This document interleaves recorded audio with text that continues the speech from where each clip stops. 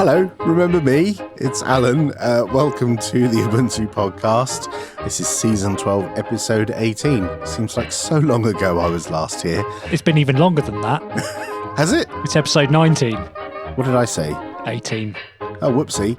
Okay, so episode 19. It's Tuesday the 13th of August, and this week we'll do some community news. That's about it, I think. I think I got that right. Now that I've come back, it's Martin's turn to disappear off on his hollybobs, which he has done, and we've called on the services of our good friend Stuart Langridge to step into his mighty shoes. Hello, Stuart. How are you? Hello. Thank you for having me back. I was only here a couple of weeks ago. Well, I didn't know that. Do you not listen to the show when you're not around? Let's pretend I did. Welcome back, Stuart. Thank you very much. And the other giggling laughter is Mark. Hello, Mark. How are you? Hello. How's your bathroom? My bathroom's fine. What have you been up to? We decided that we should replace some of our carpets, and on lifting up the horrible old carpets we had, we found that there was some issues below them with creaky floorboards and stairs that were a bit knackered. One of the stairs sort of had a big split down the middle that sagged whenever you trod on it, so I had to fashion a new top, I don't know what you call it, for one of the stairs. Sorry, when you say one of the stairs, can we just clarify that you don't live in a mansion and there's one flight of stairs that has a big crack in it, but it's one of the steps on the single flight of stairs? Exactly, yes. And also the landing, because my house had its central heating retrofitted, they basically just sort of sliced up the floorboards and then screwed them back down, but not very well, so a load of them creaked really noisily. So I've been trying to find where I can improve on the creaking. So that's been a fun job, which I didn't expect to have to do. When I thought I was just going to throw away some carpet and do some painting, I then spent a week fixing the floor. It's funny, creaky floorboards are the bane of the drunk person coming home, not wanting to wake their wife or whatever, significant other. But also, I've recently discovered they're also the bane of a father who wants to creep up the stairs and pounce on his kids who are playing on their phones past bedtime. And sometimes I can go up the stairs, and if the floorboards creak, I can hear a phone go thud on the floor. Unfortunately, someone turns up the volume on your house whenever you try to do things like that, so it doesn't work. That is true. And it doesn't help half a bottle of wine before I try and do that. Makes me think I'm quieter than I really am. So how about you, Stuart? Have you been doing anything with stairs? I have not. Speaking as someone who lives in a flat and therefore doesn't have any stairs inside his flat, I've been playing with the new Portal HTML element. Is this a game? No, disappointingly. I'm not actually playing with portals. No, the Chrome people have proposed a new HTML element, and I've been having a play with it. Unfortunately, the implementation isn't finished yet, and so I've been going backwards and forwards with the Chrome team, with them saying, try Chrome Canary, and me saying it doesn't exist for Ubuntu. But fortunately, there seems to be a version of Chromium in the Snap Store, which is pretty up to date, so I've been trying it in that. So is this like a cleverer version of iframes? Yes, basically. This is an iframe that can load, and then when you click on it, it becomes the page you're looking at. Right, that's neat. It is neat once it works. That does sound very clever. What will be the use case for this? There's a few things. At the moment, if you're looking at one page and you want to move to another page, then you click the link, and then the browser takes over and you lose control until the new page loads. Whereas with this, you could have the new page kind of load in the background and then switch to it. Which means you can do like animated transitions and things like that. Yes, absolutely. If you want, if you imagine an embedded YouTube video, for example, in someone else's page, and then you click on it, you want the video to take up, to expand to fill the whole browser. But then at that point, you're still on the site you were on previously. If you want to make it switch to be the actual YouTube page, then you can't do that at the moment without, you can have the video expand to fill the whole thing, and then you can navigate to the YouTube page, at which point it loads it all again, which is really annoying. Whereas the portal thing, it's basically a way of doing transitions between pages without having to re-implement the whole browser. on the client side in React. Convenient. And is this something that will be an open standard and will be in my favorite browser, Vivaldi or Microsoft Edge or whatever at some point? At the moment, it's still a proposal, precisely because they're saying, we think this is a good solution for this. People try it out. Let us know what you think. A lot of new HTML stuff gets proposed like that. Someone writes a proposal, it gets implemented in one of the browsers. People try it out. And then if it seems good, then it gets a bit more standardized. But the idea that what the web universe has moved away from in the last few years is the idea that standards are decided in a room somewhere and then they're handed down on stone tablets to browser manufacturers, because that basically doesn't work. So you get this sort of, here's a prototype. At the moment, you have to be using a very, very, very recent version of Chrome, and you have to turn on a flag in the settings to enable it. So this is all, they want to stop people going out and using this in live fire situations, but they do also want people to test it. Neat. That sounds pretty cool. Look forward to seeing some funky web pages with transitions in the future. All right, let's get on with it.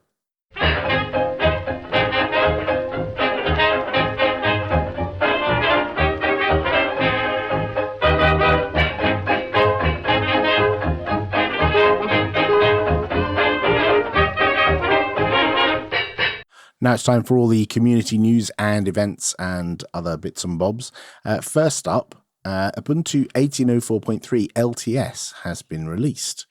So for those people who are familiar with this, for the LTS releases, there are point releases which come out usually after one of the subsequent releases beyond the LTS comes out, and they take the kernel and some other bits like video drivers and Xorg versions and stuff and put that in the archive for the LTS release. So effectively backporting that stuff to the LTS, and then spin a new set of ISOs that has all of that good stuff, plus all the updates and security updates that have happened since the LTS came out. And obviously LTS came out in April 2018. So that's nearly 18 months worth of updates. Well, I guess about 15 months worth of updates on the ISO image, which means you get better hardware support and fewer downloads to do post-install, which is good. There is now a new set of desktop integrations for Livepatch. So Livepatch is a canonical service that if they push out a security update or something to the kernel, then it will patch the kernel live and on the fly without you having to reboot the machine. And in 18.04.3, as Alan's just mentioned, there is a new desktop interface for enabling Livepatch. And there's a desktop indicator, and there's notifications for when there is a patch available, and so on. That's quite neat. Yeah, it is quite neat. I having tried it out, I need to file a bug about it because unfortunately, it doesn't work as well on my Mate desktop, because in order to enable it, you have to sign into Ubuntu One, and when you click the yes, I'd like to sign into Ubuntu One button, it starts up the GNOME Control Center, but the GNOME Control Center doesn't work if you're not in GNOME, so you get a control center with no icons in it. I remember Martin lamenting this a little while ago, that anything, there are lots of things that integrate really well with GNOME Shell, but if you're on any other desktop, you're kind of left out in the breeze and you've got to re-implement the solution yourself. It is unfortunate. You can actually run GNOME Control Center with XDG current desktop equals GNOME if you compared to run it from a terminal on the command line. But unfortunately, if you do that, you get a perfectly fine control center, but the stuff to sign into Ubuntu One isn't in it. So I don't know what to do about that. It might be, I don't know whether the fix here is that the software properties window that launches the Ubuntu One sign-in ought to be running GNOME Control Center with that environment variable, or whether it needs to be completely re-implemented on every desktop, or what. This is why I haven't filed a bug yet, because it's just going to go, it's wrong, fix it. And I don't like filing bugs like that. I've just launched it myself here because I'm on GNOME at the moment, and it's a tab in the software and updates thing. It's an extra tab over on the far right-hand end, and it's just called Livepatch, and it's just got a little toggle switch that just, turn it on or off. But I'm running a non-LTS release, so Livepatch is not available for the release I'm on, so I can't turn that on. But I do wonder if there could be a link there that says, if you're not on GNOME, then there's these other hoops you could jump through that make it work. I don't know, but yeah, you see, having just brought it up on here, it says to use Livepatch you need to sign in, which is fine. Then you've got a sign in button. The sign in button pops up something saying to use Livepatch you need an Ubuntu One account, which I'm fine with, and I've got one. But then I click sign in /register, and then it starts GNOME Control Center. But I don't know. And based on my knowledge of how all this stuff used to work, it's probably launching GNOME Online accounts or something inside Control Center. But that isn't there if you just launch Control Center by itself. So I do not know how to sign into Ubuntu One in a way that the Livepatch dialog recognizes. I mean, this is a bug, and I think it should be filed. And because Livepatch is, free for a few users, and then there's the possibility you could, pay for more systems, there's the potential for money to be made by Canonical if this was fixed. So I think there is some motivation that should possibly be addressed. Yeah, I plan to file a bug, but I only actually tested this out like 3 hours ago, so I haven't had a chance yet. Yeah, and it's quite cool having integrations into the desktop, but I don't suspect that desktop is the main use case for Livepatch. It seems to me that this is more of a get people to know about it, so then they might put it on their servers. Possibly as a marketing thing for sure. But it's always nice to have these nice integration points, from one product to another within the portfolio, I think. Yeah. Next up, KDE has removed a feature from .desktop files which posed a security risk. So there was a bit of news about this where a security researcher, I'm doing inverted commas bunny ears here, a security researcher found that it was possible to execute malicious code without the user's knowledge via a feature of .desktop files in KDE. And unfortunately, because it wasn't revealed to the KDE developers, but it was just shown off to the press and the news, or published on a blog, it meant it caught the KDE developers a little bit by surprise, I think. But it's fixed now, and there's a release in flight, and there's also a PPA if you want the fix even sooner.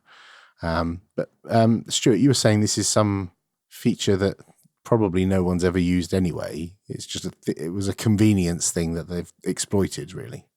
If you actually read through the KDE's released security advisory, basically they had a way that for those of you who have done some programming or whatever, you may have seen a desktop file, which is a configuration thing for an application. It describes what its icon is and how you launch it and so on and so forth. One of the things that you can do in there, which is a KDE addition to the free desktop spec for desktop files, is you could put a shell command in there. So instead of it just being a bit of configuration, it would actually run a command. And the security advisory from these people said, hey, guess what? If you can get a desktop file onto someone's machine, have them run it, then, or have them view a folder with it in, if it's a .directory file, then it will run that command. So it's not much of a security issue, but it is actually a security issue.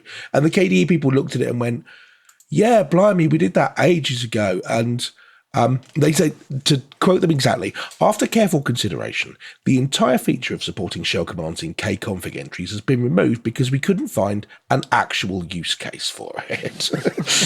Which sounds to me like someone wrote it in, 2001 and went, oh, we're going to need that at some point, definitely. And then they put it in and then no one's ever used it since. I can see how some might argue there's a reason why specs exist, and going outside that spec is, this free desktop spec. Perhaps if they'd gone through the freedesktop.org people and said, we want to add this possibility to execute, shell commands, someone might have raised a flag back then. I don't know. It's possible. But anyway, it's been fixed and it's in a PPA and it'll all be fine. It presumably will roll out in the actual Ubuntu archives pretty soon, yes, because it's a security patch. Yes, it should do, I imagine, if not already by the time you read this. After I updated to Ubuntu 18.04.3, I went looking for the latest Nvidia drivers because I remember us talking a few weeks ago about how the latest Nvidia drivers are now going to be available in the official repositories. So I uninstalled the PPA, which I was running the drivers from previously, and went to the additional drivers tab in the software and updates thingy. And I found some rather confusing options. So I filed a bug about it, and I got a response from Matthew Paul Thomas saying that it's being reviewed and improved for 1910, and he linked me to a page on the Ubuntu wiki which shows what the new designs are going to look like. Has it got one of MPT's patented pencil drawings on it? Yes. I love those. Well, I'm not sure if it's an actual pencil drawing or a... No, it's made to look like a pencil drawing. I don't know. Some of them are. Really? I was just about to say, somewhere on my list of things to do if, my 6 numbers come up and I can spend the rest of my life doing what I like, is making a GTK theme which looks like an MPT pencil drawing. Well, I have seen him draw on real paper with a real pen before, so I'm not entirely sure. Some of them, I think, his argument is always make them look rough. Yes. Yeah, totally. And then people won't be afraid to criticise. Yeah, so people don't think they're actual mock-ups or actual real software, But his writing's so neat. Makes me cross. You're like, why can't I write like this? We need an MPT font. I think we have lamented this every season that this show has been on the air ever since we interviewed MPT many moons ago in my kitchen. We've always wanted an MPT font, and that needs to happen at some point. Someone did it for Randall Munro from XKCD, so it should be possible for MPT, I'd have thought. Oh, awesome. Well, we look forward to that in 1910. I do have a bit of a question about this general thing with the NVIDIA drivers and so on. What's hardware enablement again? Hardware enablement is new hardware has come out since your ISO was cut, and that new hardware requires newer drivers than are in the archive for the release you're currently running. So there will be the hardware enablement work. So an engineer somewhere on the planet has written the kernel driver or the Xorg components or whatever it is, or the video driver, to make that brand new hardware work, and that then gets backported to 1804. And so the hardware enablement stack is the combination of kernel, Xorg, video drivers, Mesa, all of that nonsense put together, which will support newer hardware, so that you could take the hard drive out of your old clunker and put it in a brand new laptop, and it would just work because it would detect all the hardware. So the having the up-to-date NVIDIA drivers available is part of the hardware enablement stack? Actually, no, it's separate. I mean, it is. It always has been part of the hardware enablement stack, but actually now the NVIDIA driver is going to be updated just like any other package, just like they update Firefox or Chromium in the LTS release. So you're not going to need a special up-to-date kernel. You'll just have whatever kernel you installed and you'll keep getting the new drivers. Yes, you'll just keep getting updates like everything else. Right, that means I've done the right thing. That's reassuring. Thank you. So that was something new for 1910. What else is new for 1910, Stuart? Well, Ubuntu 1910 will have an experimental ZFS on root option. I think you mean ZFS, don't you, Stuart? I certainly do not mean that. Very well. Ubuntu has had ZFS support for a while, but only for additional volumes. It hasn't been supported for your root partition. You can install directly on a ZFS file system, but it's not production ready yet. And I have kind of a question about this because I don't really understand whether ZFS is a good idea or not, and whether I should be using it as a normal person, or is it only really important if you're running a server with 25,000 disks in it, or what? So it depends who you ask. If you ask absolutely anyone who uses BSD or anyone who ever came from a Solaris background, they will say, yes, ZFS is the best thing since sliced bread. You should use it. Everything else is trash. And probably, I'm paraphrasing, but it's something that's every conversation I've ever had with a Solaris or BSD person. There are certain features that ZFS has, like snapshotting, copy on write, and loads of other stuff that it has. It's a very advanced file system. I'm not an expert. I have tried it a couple of times. The reason it interests me is because it's got things like RAID and volume management as part of the whole package. So you don't have to understand, if you want to do something with multiple disks and flexibility to mess around with stuff in the future, you don't have to understand 3 layers of stuff from different packages and how they interact. It's just like all as one part of one thing. Okay, see, from my perspective, the fact that my file system can technically do all this stuff is great in theory, but it only becomes actually real to me when I've got a nice button I can click somewhere in Ubuntu which says automatically take snapshots so you never lose any data or something. And I don't think that's going to happen until not only is ZFS an option, but you can assume that most people are running it, right? Well, no, because I think you could certainly add options in apt, for example, that says detect, if this partition is on ZFS, then we take a snapshot before we do an apt dist upgrade or something like that, or before certain, big operations happen on the system. If it's ZFS, then do this.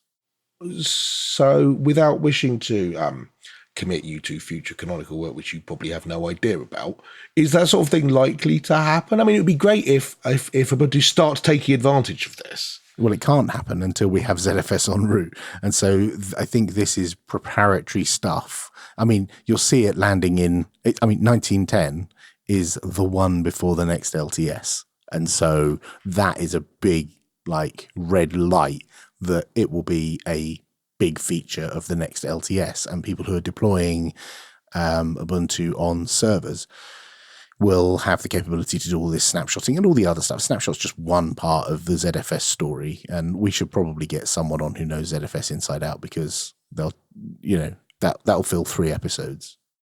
And that's all of our community news. We have a couple of events coming up.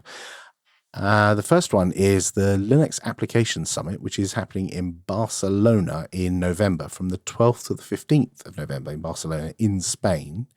And this is an event co-organized by the GNOME developers and the KDE developers. Cats and dogs living together. Mass hysteria.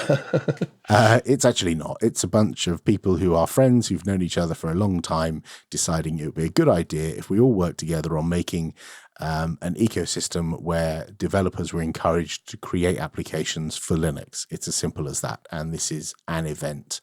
There have been a couple of events previously, but they're mostly GNOME branded. This one will be not GNOME branded, but a separate event on its own.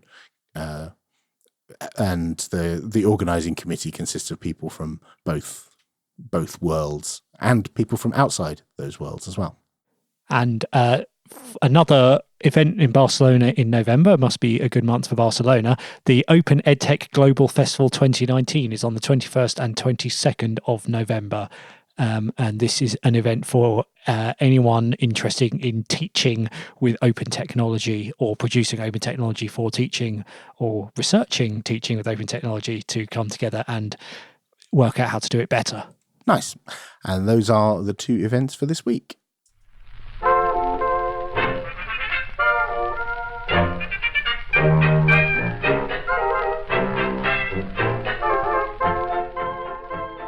And now it's time for the news.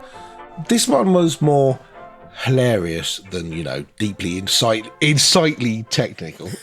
But should this be the and finally? But we put the and finally, buck with the trend. Put and finally first. This is our and finally first, yeah. There was a chap who decided to, how in America you can get custom license plates, custom number plates. So he decided to fill it in as null, because he thought it would be funny. Well, actual N-U-L-L. N-U-L-L, the word N-U-L-L. And then realized that if no plate could be read by automated number plate recognition software, then what it tends to do is file the number plate as being null, N-U-L-L. So he then got $12,000 worth of parking tickets. And what's he was actually reporting about this, I think it was DEF CON, but one of the security conferences, saying, here's another example of edge cases, don't do this kind of thing. I just thought it was funny. I've seen something about this before, where someone has the last name null and it just completely broke some registration systems. Yeah. Jennifer Null, her name was. Ah, well, there you go. Interestingly, and in serendipity, I was at an event a couple of weeks ago, more on that next week, where I gave a lightning talk where I created a snap called Null. And I was creating it live on stage. They could see my terminal. And it was a bit of a joke. And I had a bit of audiences, calling out to me. I was like, what shall I make the summary? Null. What shall I make the description? Null. What shall we make the version number? Null. And so I filled everything in with null and got interesting error messages. And then I published the snap in the store, and it sat processing for far too long. And a member of the store team stood up and said, that's never going to finish. You've crashed the server. So, wow. Yeah. So that was fun in front of your boss, doing a lightning talk where you crash some infrastructure. Install the null snap from the Snap Store, presumably, right? You put a Bitcoin miner in it, yeah? No, it's completely empty. It's inert. There's nothing in it. Well, there's a one-line bash script. Is it a one-line bash script if the first line is the shebang? Is that considered a one-line? Anyway. It's just hashtag bin bash and that's it. What does that even do? Launches bash. To not do anything, okay. Yes, that's why it's called null. Anyway, moving on from this silly, more about this next week. Face Punch, the developers of the popular computer game Rust, have published a blog post about the future of the game on Linux. And it's not great news. The Linux client is going to be forked from the Windows and Mac client. And Linux players will only be able to play with other Linux players. So at the moment, you have no idea what client the people you're playing with are on, because Mac, Windows, and Linux run the same software. It's it's written in Unity 3D. And so it's effectively the same. But unfortunately, they're deprioritizing that. And it will only get maintenance updates.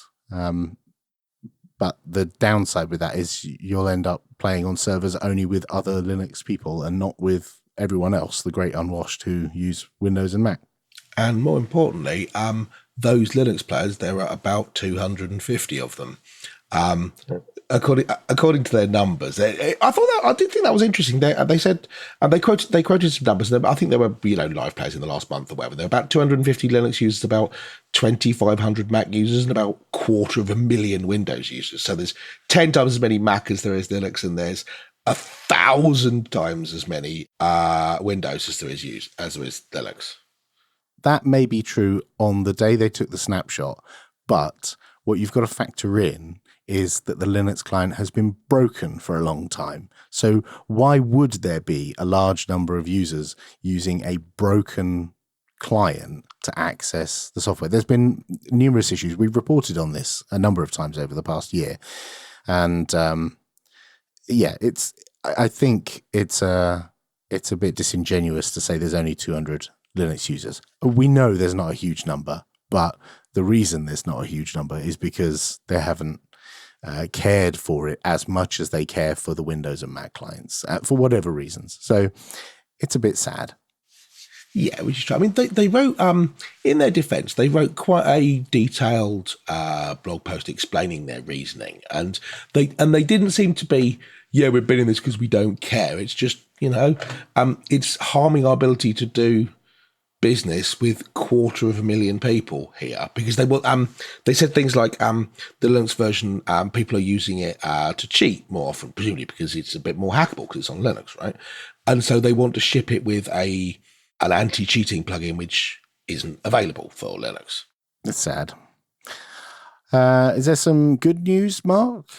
It's been revealed that a property developer who owns some land next to King's Cross Station, a company called Argent, have been using facial recognition technology in that area. So it's privately owned land, but it's open to the public, and there's shops. And if you go past King's Cross Station and see Google's offices there, that's the bit of land we're talking about. If you've come to Foss Talk Live, in fact, you've probably walked through this bit of land and had your face logged.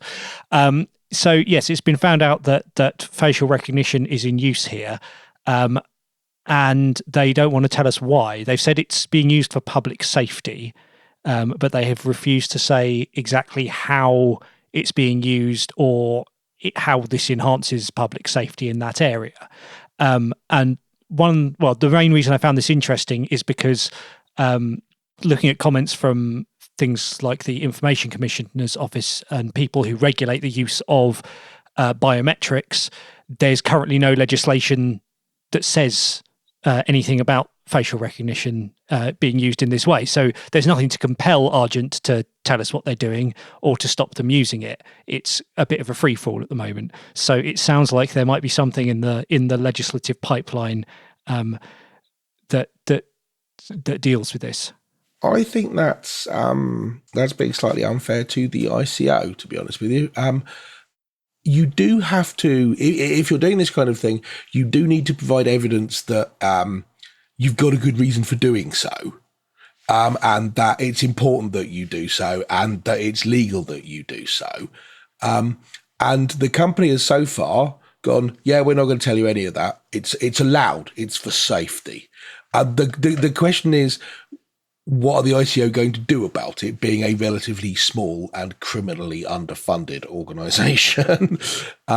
So it'll be interesting to see whether, I mean, the EU data protection laws require them to provide this information when asked, and they've just gone, no, we're not going to tell you. Get lost. I do wonder if they're wholesome individuals, given in one of their statements they said something along the lines of, well, that's not the only thing we're doing. It's only part of the story. We're also capturing lots of other data as well. It's like, oh, geez. Yes. Well, yeah, given that their response is basically, well, you're not going to make us tell you, so we're not going to tell you. It doesn't fill me with confidence that they're doing nice things. Absolutely. Well, hopefully the ICO will lean on them a bit, or will get more clarity in the legislation about this sort of thing. What is it they're likely doing? It's a good question. It did get me thinking, what evil could they be wreaking with this? And it just sort of perturbs me slightly that I can't think of anything specific, but if it's not something that they're comfortable talking about.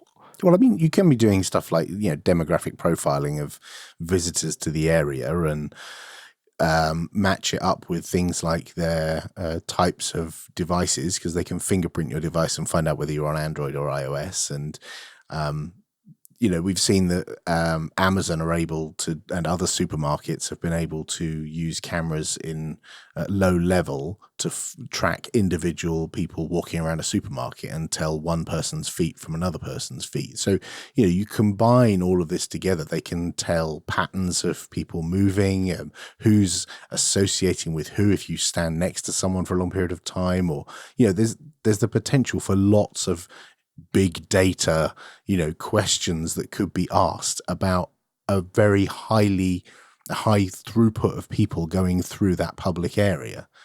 There's the mind reels with like all the things they could potentially be doing with it, and the fact that they're not going to tell you makes you think, yes, they're probably doing one of those things. At that point, yeah, you're doing something creepy with it, because if you weren't doing something creepy, you go, yeah, this is the reason we're doing it. We're making sure that our employees don't leave in the middle of the day or something, rather than we're building up a big database of people's faces, even if we can't facially recognize them now, because then a year from now, when we can do that, we'll know who walked past for a year. Oh, dear. Final news for today, more sad news. Venerable online and print magazine Linux Journal has closed up shop, it seems for good. London Trust Media, who were the recent owners, I think they purchased the publication a year or so ago. Last December, I think, or something? Yeah, they've downsized a few projects, and Linux Journal was one of them. So they've laid off a few of their staff writers, and it's currently in the air what will happen to the online publication, whether it will be archived somewhere. No doubt it will be archived somewhere, somehow. It's the end of another magazine. And that's the end of the news. We know you've got a Facebook account, so stop sharing cat photos for a moment and like or share our posts so your friends and family can find the Ubuntu podcast.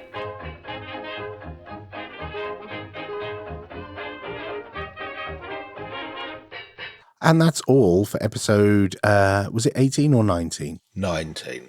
Yes. Thanks for listening, everyone. Thank you again, Stuart, for dropping in and filling in for Martin. Thank you very much. Happy to when I can. Thank you. Will you be around again next week? Ooh, I reckon I could probably show up, yes. That seems only the fair thing to do. You're so kind. Next week, we will have a discussion about what I've been up to and feedback and other stuff.